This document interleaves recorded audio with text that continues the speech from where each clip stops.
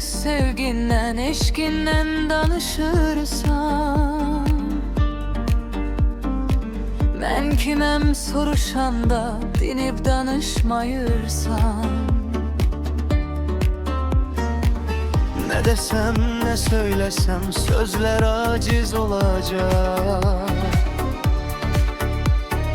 Sevgimi sözle desem sevgim basit kalacak.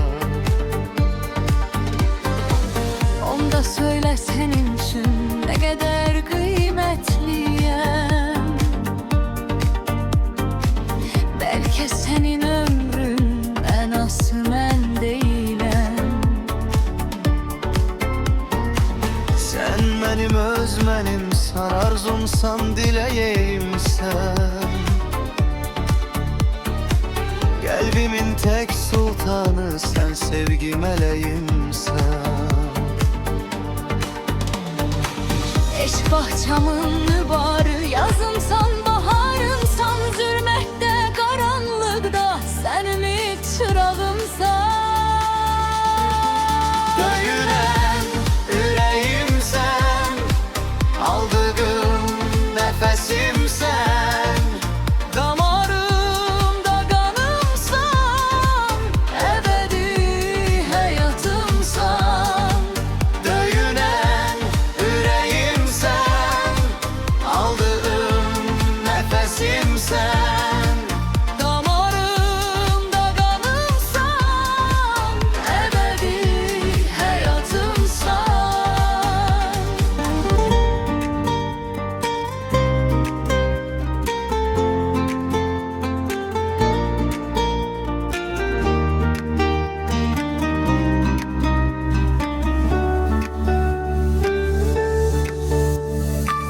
İllerdir kalbinin ben bir sirli pünhanıyam. İndi söyle kalbinde hansı yerde ben varam.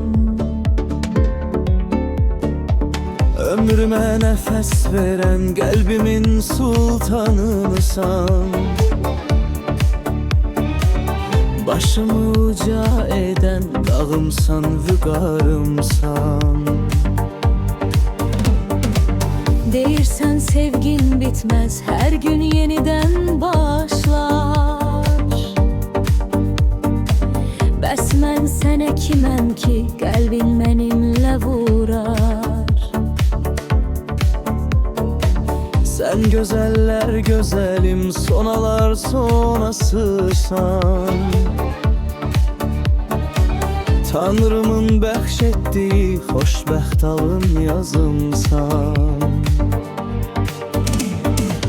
Kəhkəşanlar sultanı Sen ayım ulduzumsan, sevginle öyündüğüm sen mehabbet. Tanrımsan. Sen benim hayatım, sensiz geçmesi amanım. İmanım Pənahımsan, benim sevgi tanrımsan. Döyünen yüreğimsen, aldığım nefesimsen. damarımda Kanımsan, ebedi hayatımsan.